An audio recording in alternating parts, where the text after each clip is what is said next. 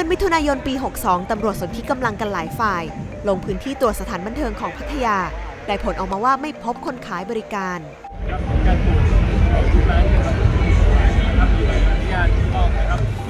ข่าวนี้แชร์กันสนั่นในฐานะที่เป็นเรื่องรู้ๆกันอยู่ของสังคมไทยและในสายตาชาวโลก ดูแผนที่ภาพจำประเทศต่างๆของชาวอเมริกันก็ได้ เรื่องที่น่าเศร้าก็คือแม้ไทยจะยืนหนึ่งในด้านนี้มาหลายสิบปีแต่ในทางกฎหมายเราไม่เคยยอมรับพวกเขาเป็นคนเท่าเทียมกับเรา หลังจากตักตวงเม็ดเงินและความบันเทิงจนพอใจแล้วเซ็กเวอร์เกอร์ในรัฐไทยก็คืออาชญากรใช้พื้นที่ข้างวัดเปิดขายบริการกันแบบไม่เกรงกลัวกฎหมายคนที่ทำงานในอาชีพนี้มันเหมือนกับใบไม้นะเขาอยากจะกวาดทิ้งอะไรเขาก็กวาดทิ้งลูกค้าส่วนใหญ่คือผู้สูงอายุและข้าราชการผู้ใหญ่ในพื้นที่ผู้ชายยังรักสบายได้เลยอะแล้วผู้หญิงเขาจะรักสบายไม่ได้เหรอทำไมไม่ทำให้การค้าบริการทางเพศเป็นเรื่องถูกกฎหมายสภานิติบัญญัติแห่งชาติบอกว่าข้อเสนอนี้เป็นสิ่งที่คนไทยส่วนใหญ่รับไม่ได้นะครับ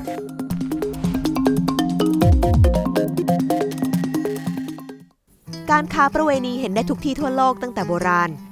ของไทยนั้นเล่ากันว่าพบตั้งแต่สมัยอยุธยาที่ผู้หญิงยังเป็นสมบัติเอามาขายจำนำและขัดดอกได้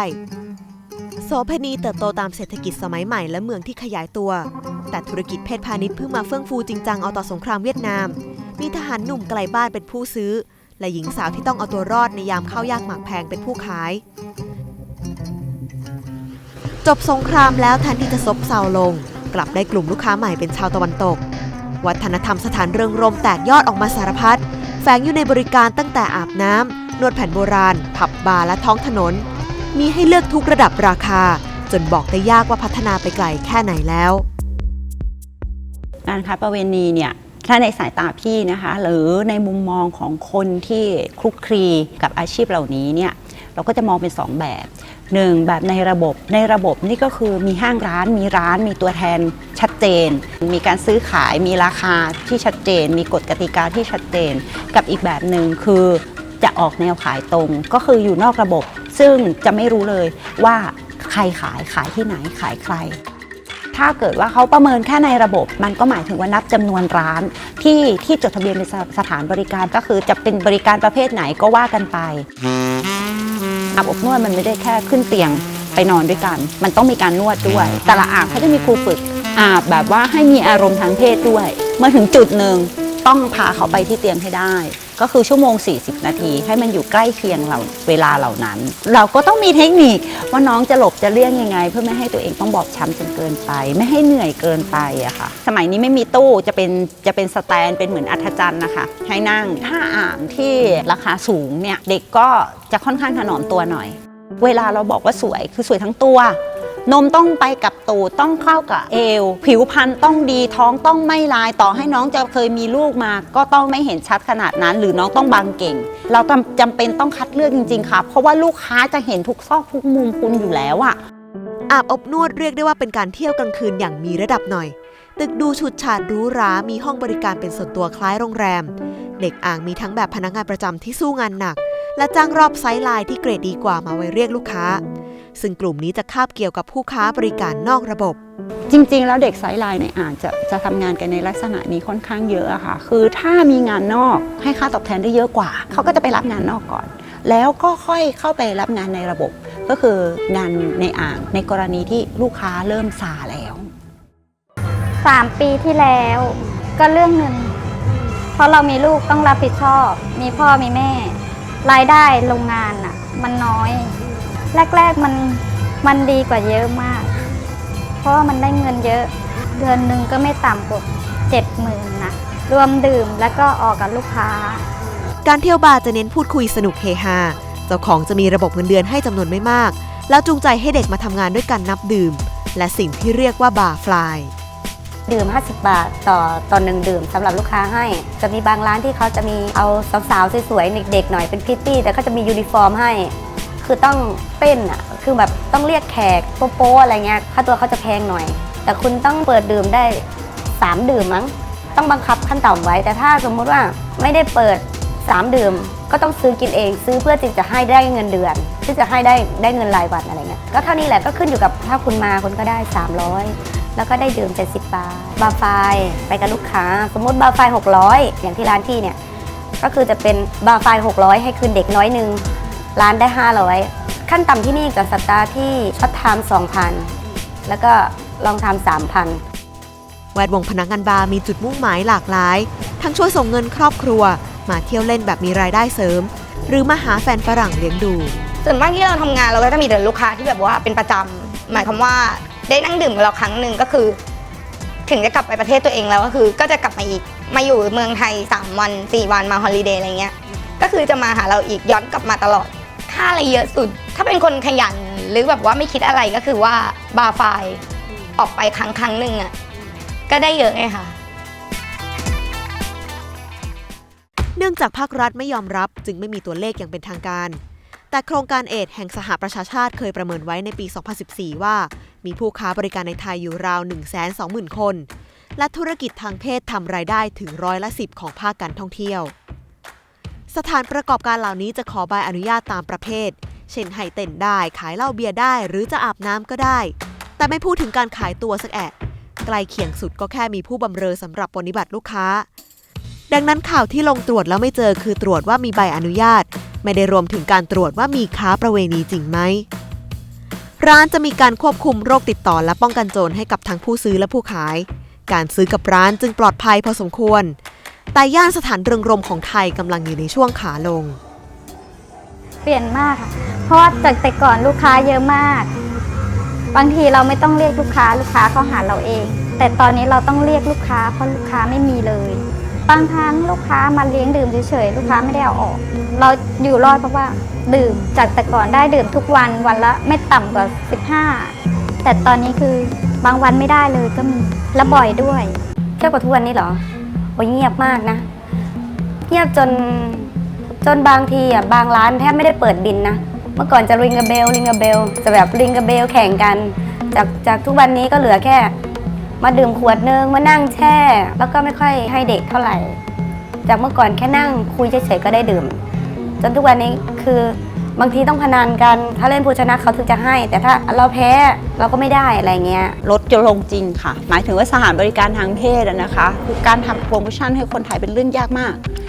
เพราะว่าเราไม่สามารถหันราคาได้มากกว่านั้นแล้วคือตัวเด็กต้องการเท่านี้ร้านก็มีค่าใช้จ่ายมันแข่งขันกันสูงมากตัวร้านแต่ละร้านเนี่ยก็ต้องแย่งเอเย่นแย่งกลุ่มคนที่พาลูกค้าลงอ่างพอสมควรเลย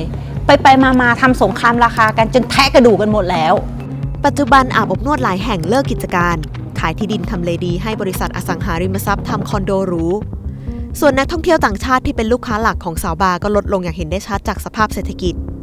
แต่คนและความใคร่ไม่ได้หายไปไหนมีอีกมากมายที่ออกมายืนซื้อขายตามย่านที่รู้กันเช่นวงเวียน22 กรกฎาคมสวนลุมหรือคลองหลอดโดยมีกลุ่มลูกค้าเป็นผู้มีรายได้น้อยเช่นคนขับแท็กซี่วัยรุ่นหรือผู้ใช้แรงงานส่วนปัจจัยสำคัญจริงๆที่ทำให้ลูกค้าคนไทยลดลงอย่างเห็นได้ชัดคงจะเป็นอะไรไปไม่ได้นอกจากออนไลน์ที่ซึ่งรสนิยมทางเพศเปิดสู่ความหลากหลายง่ายกว่าเดิมคืองานแรกที่เริ่มเลยจริงๆเนี่ยอารมณ์แบบว่านั่งดริ้งในร้านคาราโอเกะพอดื่มเสร็จเนี่ยก็เหมือนจะออฟเด็กหรือออฟเราเนี่ยไปนอนด้วยหลังจากนั้นประมาณปี2 ปีก็มีการมูฟมาออนไลน์นะครับเมื่อก่อนเนี่ยมันจะมีเว็บหนึ่งที่เอาไว้โพสต์รูปโพสต์รายละเอียดแล้วก็เบอร์ติดต่อครับผมคือเข้ามาเว็บนี้คือแบบครบทุกอย่างยุคแรกผู้ค้าบริการในออนไลน์มักฝากข้อความขายตามกระทู้ในเว็บบอร์ดและยิ่งบูมเมื่อต่อมาแชทเป็นส่วนตัวได้ในโซเชียลมีเดียมีการทำแพ็กเกจทั้งแบบเพื่อนเที่ยวหรือค้างคืนมีห้องหรือให้ออกไปหาแค่งานเอนเตอร์เทนหรืองาน VIP ในแบบที่มีเอเย่นลูกค้ายังเลือกกรองความต้องการละเอียดไปถึงย่านที่อยู่โปรโมชั่นผ่านเมนูอัตโนมัติได้ทั้งหมดในแอป LINE ขณะที่คนขายบริการก็มีวิธีกรองระดับลูกค้าเช่นใช้วิธีเขียนโปรไฟล์ตัวเองเป็นภาษาอังกฤษหรือตั้งกลุ่มลับเฉพาะกลุ่มลูกค้าแนะนำต่อกันมาเท่านั้นหลังใช้บริการก็จะมาแลกเปลี่ยนรีวิวกันเองเรียกว่าส่งกันบ้านและไม่ใช่แค่การหาคนนอนด้วยแต่บริการทางเพศยังแตกลายออกมาเป็นการขายภาพถ่ายวิดีโอหรือไลฟ์สดที่เรียกว่าเปิดกล้องเสียวก็คือตอนแรกเราเป็นผู้บริโภคก่อนครับเหมือนมันก็ค่อนข้างใหม่นะครับแรกๆเราก็ดูโหลดแอปที่เป็นพวกแอปไลฟ์สดอะไรอย่างเงี้ยครับของชาวเกย์ครับผมแล้วก็มีโอกาสได้มาเจอน้องคนหนึ่งเขาก็มาชวนเราว่าแบบพี่อาเธอสนใจแบบไปไลฟ์ด้วยกันไหมเราก็แบบเฮ้ยก็ได้นะไหนๆเราก็มาทางด้านนี้แล้ว เฮ้ยรายได้มันดีแล้วมันก็สนุกแล้วมันก็ง่ายแล้วเราก็ไม่ต้องไปเสี่ยงแบบเจอลูกค้าที่แบบว่าเป็นใครไม่รู้หรือต้องเดินทางออกไปข้างนอกอย่างเงี้ยครับวันนี้ถ่ายงานครับศุกร์นี้มีไลฟ์ไหมครับศุกร์นี้มีไลฟ์นะครับเดี๋ยวรอดูว่าจะเป็นใครนะครับผมเราก็เหมือนแบบว่าวันนี้ใครสนใจดูโชว์แอดมาที่ไลน์นี้นะคือการไลฟ์ของเราเนี่ยจะเป็นรายการไลฟ์ในแบบกลุ่มลับเราจะไม่ไปไลฟ์ตามแอปที่แบบว่าเป็นสาธารณะอะไรอย่างเงี้ยครับผมเราก็จะส่งรายละเอียดให้ว่าราคาประมาณเท่าไหร่อะไรอย่างเงี้ยครับผมก็ใครสนใจอยากดูก็ให้โอนเงินมาบัญชีนี้แล้วก็ส่งสลิปมาอะไรอย่างเงี้ยครับแล้วก็จะพาเขาเข้าไปในกลุ่มไลน์สมมุติวันนี้เราจะไลฟ์2 ทุ่มก็จะเข้าไปในกลุ่มไลน์แล้วก็เปิดไลฟ์มันก็แล้วแต่วันนะว่ามันจะมีคนดู10 คน20 คน50 คน100 คนบางครั้งก็จะมีเป็นไลฟ์สดรายครั้ง100 150 200แล้วแต่โปรโมชั่นของแต่ละเจ้าอะครับออนไลน์ทำให้สถานะของการเป็นผู้ขายยิ่งลื่นไหลมากกว่าเดิมแค่เปลี่ยนสเตตัสหรือโปรไฟล์ที่ระบุว่าตัวเองรับงานวันไหนไม่อยากทำก็แค่เอาคำนี้ออกหรือปิดใช้งานเฉพาะบัญชีนั้นแต่การซื้อง่ายขายคล่องก็ทำให้ผู้ค้าบริการเข้าไปอยู่ในที่ลับยิ่งกว่าเดิมสิ่งที่ตามมาคือความเสี่ยงอันตรายมากขึ้นและความช่วยเหลือเข้าถึงยากขึ้นในกลุ่มคนที่ไม่เปิดตัวแล้วใช้โซเชียลในการที่ทำงานทำให้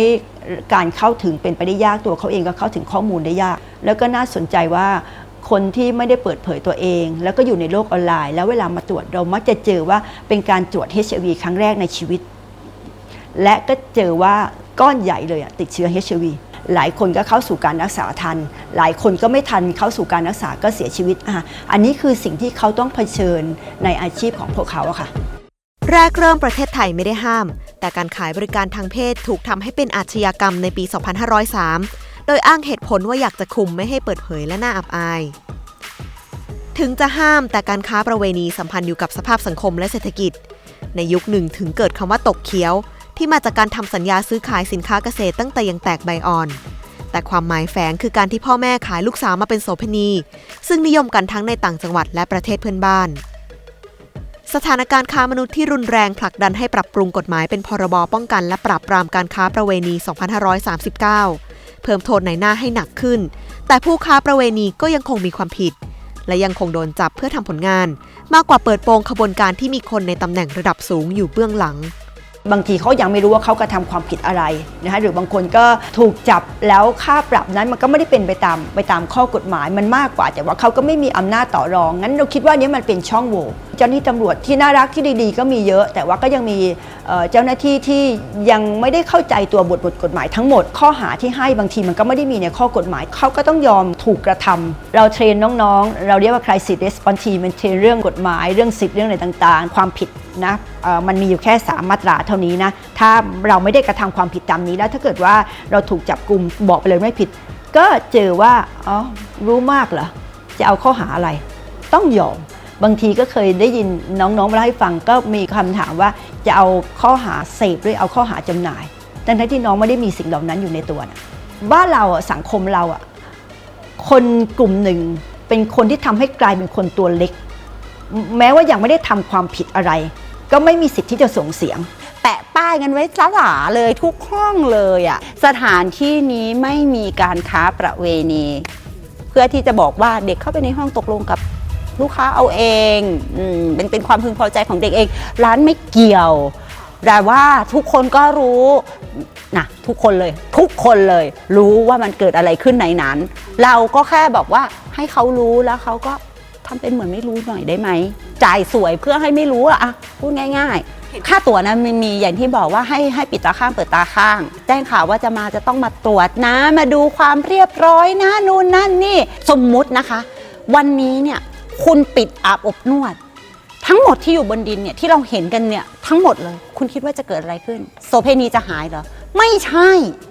มาเฟียจะครองเมืองธุรกิจค้ามนุษย์จะเข้ามาแทนระบบจะล่มสลายมันไม่ใช่ข้อดีนะบางสิ่งบางอย่างมันถึงต้องมีคานอำนาจกันไว้ไงการลงทุนทำอาบอบนวดมันไม่ถูกมันเป็น100 ล้านใครเขาจะอยากเสี่ยงโดยทั่วไปเนี่ยคือไม่เสี่ยงแต่ร้านที่เสี่ยงเขามั่นใจแบ็คเขาไงก็มีแล้วมันก็มีระยำถึงขนาดที่แบบตัวมันเองไม่ได้อยู่ในกระบวนการค้ามนุษย์แต่รู้นะว่าเอเย่นไปซื้อเด็กมาเหมือนตกเขียวซื้อเด็กมาจากประเทศเพื่อนบ้านมันไปกว้านเด็กมาตั้งแต่ชายแดนแล้วเด็กเอามาพักตรงนี้ พาเขาไปเปิดบริสุทธิ์ได้ตังค์ไปแล้ว1 รอบเอามาเข้าร้านเพื่อที่จะให้เด็กเรียนรู้ดังนั้นส่งลงใต้หรือโอเคเด็กแม่งทำเงินใช้เอเย่นหรือนายหน้าไปแล้วเรียบร้อยครบหมดละมีช่องทางที่จะทำมาหากินต่อก็ขายมันอยู่ในประเทศไทยนี่แหละอยู่ในอ่างวนกันไปเนี่ยจนไม่มีใครรู้แล้วค่ะว่าสัญชาติดั้งเดิมน้องคืออะไรการที่สถานบริการมันลดลงนะคะการจ่ายสวยจำนวนเม็ดเงินมันก็คงจะต้องลดลงไปด้วยก็จะไปที่กลุ่มพี่น้องที่ทำงานเป็นอิสระทำงานอยู่พื้นที่สาธารณะทำงานบนท้องถนนการจับกลุ่มมันก็จะถี่ขึ้นคิดว่ามันหมดลงไปไหมเรื่องสวยจริงๆแล้วมันอยู่คู่กับสังคมไทยในเกือบทุกภาคส่วนของธุรกิจเนาะแล้วก็ธุรกิจนี้มันเป็นธุรกิจที่มันถูกบอกว่าผิดกฎหมายงั้นแน่นอนเลยว่ามันก็ต้องถูกจ่ายหนักกว่าธุรกิจอื่นๆก็ยังคงมีอยู่เมื่อผิดกฎหมายคนในวงการค้าประเวณีจึงไม่เคยได้รับความคุ้มครองจำนวนไม่น้อยถูกมอมยาถูกปล้นไปจนถึงฆ่าข่มขืนต้องดูแลตัวเองเท่านั้นจึงจะอยู่รอดแต่ก็ต้องใจถึงจึงจะทำเงินได้ดี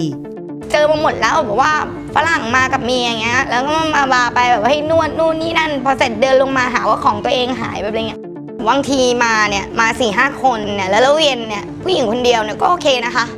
เคยทำมาแล้วค่ะถ้าเขาจ่ายแบบ1,800เนี่ยแต่ว่าคือเราได้ถึง 5,000 เลยนะมีเด็กคนนึงที่เคยอยู่กับพี่แล้วก็บอกว่าหนูทำได้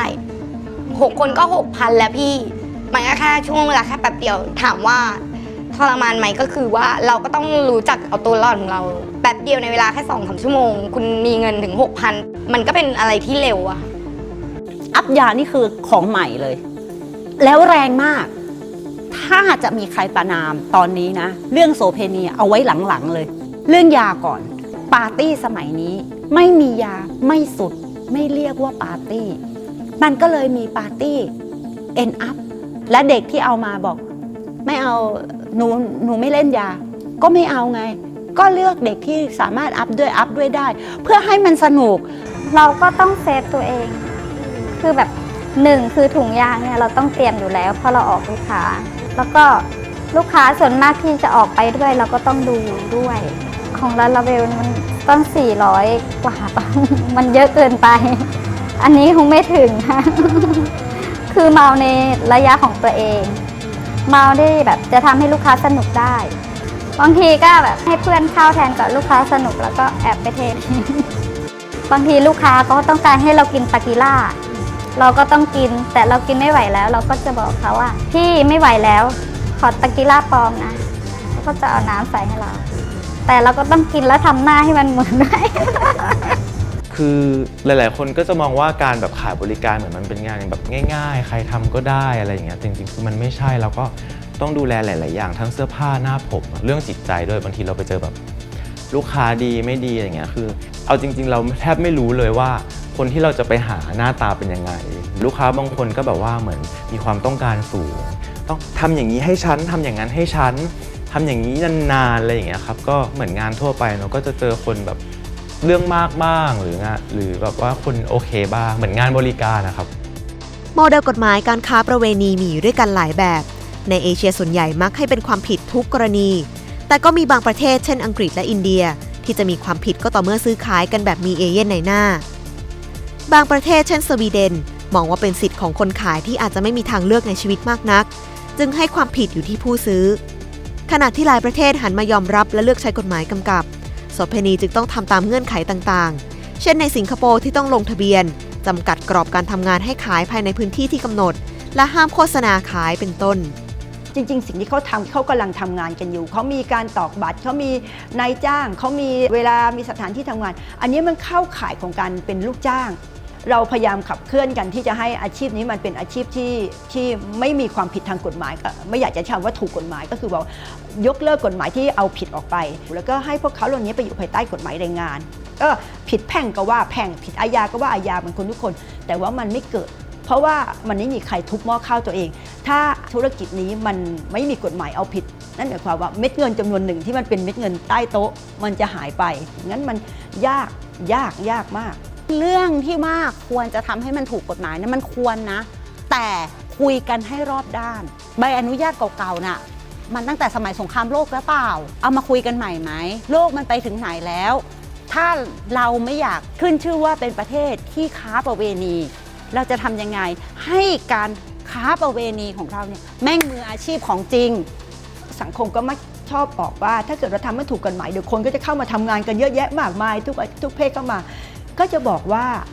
คนที่เขาไม่ได้พร้อมจะทำงานอาชีพนี้ต่อให้ถูกกฎหมายหรือผิดกฎหมายเขาก็ไม่เข้ามาทำงั้นคนที่เขามีความจำเป็นที่จะทำอาชีพนี้ต่อให้ผิดกฎหมายเขาก็ทำต่อให้ถูกกฎหมายเขาก็ยังคงต้องทำงั้นไม่คิดหรอกว่าถ้าทำให้อาชีพนี้ถูกกฎหมายจะทำให้เด็กเข้ามาทำงานอาชีพนี้กันมากมายไม่คิดว่าเป็นเช่นนั้น